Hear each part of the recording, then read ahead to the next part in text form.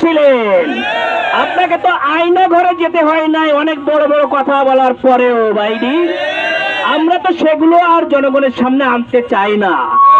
আপনি মশারি কম্বল নিয়ে টানাটানি করছেন। আরে ভাই, আপনি তো একটু ঘুমাতে অভ্যস্ত, আমরা জানি।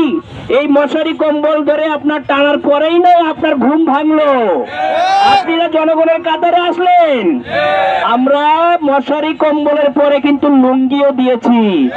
এই লুঙ্গি নিয়ে আর টানাটানি করতে আসেন না, আপনার অনেক কিছুই জনগণের মধ্যে বের হয়ে যাবে। সুতরাং আপনি সাবধান হয়ে যান।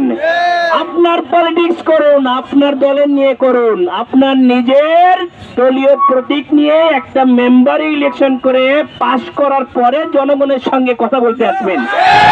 বাংলাদেশ জামাত ইসলামীর সঙ্গে আপনি লড়তে এসেন না। বাংলাদেশ জামাত ইসলামীর সঙ্গে লড়তে এসেন না, একটা মেম্বার ইলেকশনে পাশ করুন নিজের যোগ্যতায়। নিজের যোগ্যতায় একটা ফ্ল্যাট করুন, বাপের যোগ্যতায়। বাপও কিভাবে কি করেছে, বাপের চিনি কেমন পছন্দ ছিল সেটা জনগণ জানে। সুতরাং আপনি নতুন করে কোন পলিটিক্স, ডার্টি পলিটিক্স আগত করতে এসেন না। যদি সেটা করতে আসেন, এই জেনজি, এই যুবকরা আপনাকে আপনার শাশুড়ির কাছে পাঠানোর ব্যবস্থা করবে।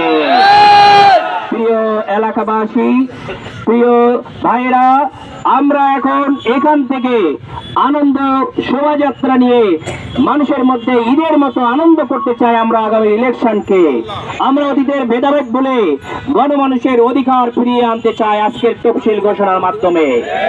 আমরা নির্বাচনী সকল প্রকার যে ঘোষণা থাকবে নির্বাচন কমিশনের প্রত্যেকটা কর্মী, সেটা আমরা মেনে চলবো।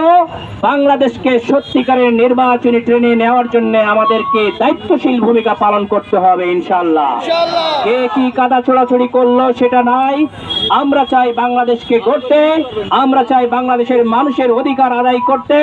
এই অধিকার আদায়ের যারা প্রতিবন্ধকতা হবে তাদেরকে কঠোর হস্তে দমন করা হবে ইনশাআল্লাহ। আগামীর বাংলাদেশ জনতার বাংলাদেশ।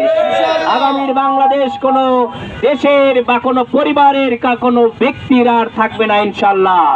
জনতার বাংলাদেশ গড়বই গড়ব। এখন আমরা শোভাযাত্রা শুরু করব। সকলকে ধন্যবাদ। আসসালামু আলাইকুম ওয়া রাহমাতুল্লাহ।